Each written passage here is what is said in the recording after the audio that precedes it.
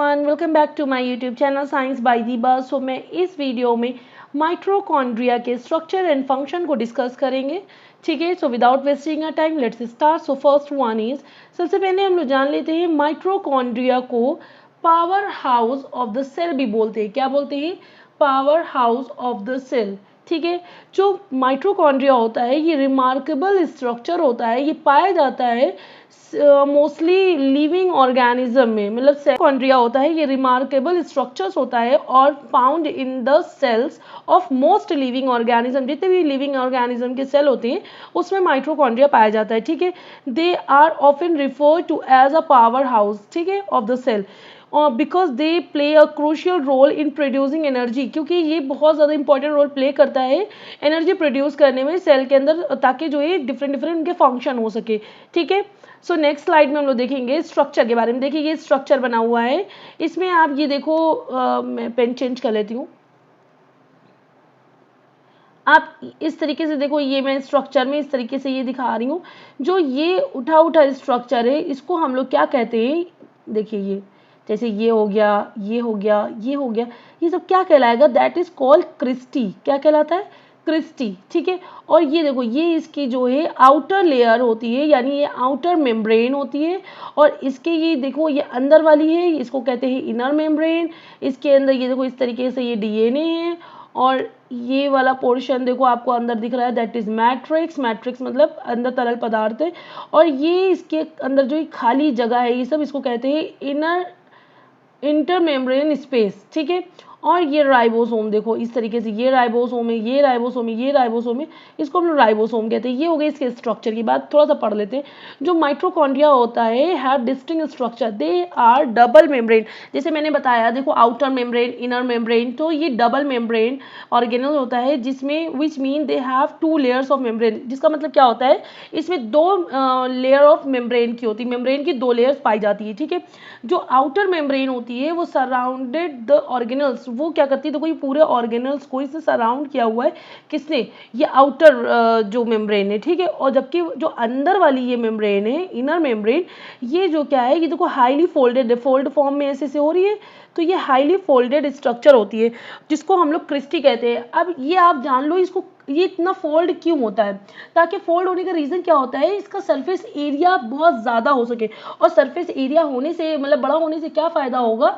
उसमें ये क्या करेगा, जितनी ज़्यादा जगह होगी जहाँ पर, तो वहाँ पे जो एटीपी होती है वो जनरेट करेगी। मतलब केमिकल रिएक्शन के लिए जो एटीपी जनरेट होती है वो ज़्यादा से ज़्यादा जनरेट हो सकती है। ये बात क्लियर होगी?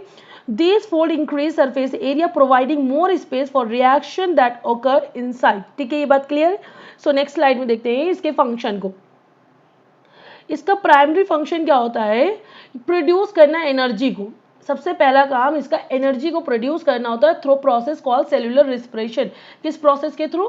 सेल्यूलर रिस्पिरेशन के थ्रू। जो सेल्यूलर रिस्पिरेशन होता है is a set of chemical reaction. ये एक तरह का सेट होता है केमिकल रिएक्शन का, जो क्या करता है? वो कन्वर्ट करता है जितनी भी एनर्जी स्टोर्ड होती है न्यूट्रिएंट्स में, जैसे कि ग्लूकोज को इनटू मॉलिक्यूल्स। वो उसको हम लोग क्या कहते हैं? Adenosine triphosphate. वो किस फॉर्म में होती है molecules? That is adenosine triphosphate, ATP के फॉर्म में। ATP is the energy currency of the cell is used to power various cellular activity। अब जैसे कभी मैं ये एग्जांपल दूं, जैसे आप नॉर्मली अपनी गाड़ी को एनर्जेटिक करना चाहते हो या उससे कुछ काम कराना चाहते हो तो आप उसमें पेट्रोल वगैरह भरवा लेते हो। ठीक है, कि भैया 200 रुपए का या 500 रुपए का या 100 रुपए का पेट्रोल भर दो। ठीक है, ये आपकी जो है गाड़ी एनर्जेटिक हो जाती है। बट अब यहाँ पे माइटोकॉन्ड्रिया है या गोल्जी बॉडी या कोई भी ऑर्गेनल है, आप उनसे काम कराने के लिए आप उसको तो पेट्रोल दोगे नहीं कि लो भाई पेट्रोल भर देते हैं और फिर काम करने को। अगर माइटोकॉन्ड्रिया एनर्जी नहीं बना रहा है तो उसको एनर्जी बनाने के लिए उसको क्या देना पड़ेगा? इसकी करेंसी क्या होगी? तो इसकी जो करेंसी एटीपी, ये कहेगा आप मुझे एटीपी दो, मैं काम करना स्टार्ट कर दूंगा। सिंपल सी बात है। तो ये बात क्लियर हो गई कि ATP is the energy currency of the cell. ठीक, सो जो एनर्जी रिक्वायर्ड होती है फॉर वेरियस केमिकल एक्टिविटीज के लिए, जिसके लिए जो लाइफ के लिए बहुत ज़रूरी है, वो क्या होगी? रिलीज होगी किसके द्वारा? माइटोकॉन्ड्रिया के द्वारा। किस फॉर्म में? एटीपी के फॉर्म में। एटीपी का मतलब एडिनोसिन ट्राईफॉस्फेट, एटीपी मॉलिक्यूल्स के फॉर्म में। ठीक है, जो एटीपी है इसको हम लोग energy currency of the cell भी बोलते हैं। The body use energy stored ATP for making new chemical compounds और एंड फॉर मैकेनिकल वर्क। जो मैकेनिकल वर्क के लिए जो एटीपी जो क्यों ज़रूरी होती है, ये इसलिए ज़रूरी होती है ताकि वो नए नए केमिकल कंपाउंड को बना सके, किसके लिए, मैकेनिकल वर्क के लिए, ठीक है। और जो माइटोकॉन्ड्रिया का कुछ हम इंपॉर्टेंट पॉइंट और डिस्कस कर लेते हैं, 2 पॉइंट है।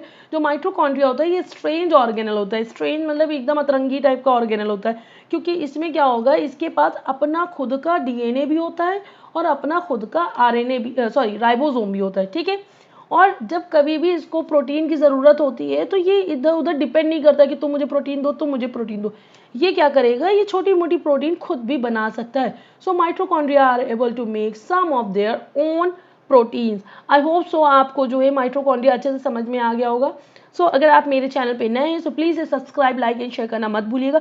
And one more thing, please hit bell icon so that अगर मैं कभी भी कोई भी अच्छी इंटरेस्टिंग वीडियो डालूँ तो आप तक सबसे पहले नोटिफिकेशन आ जाए। Thank you so much and keep support me.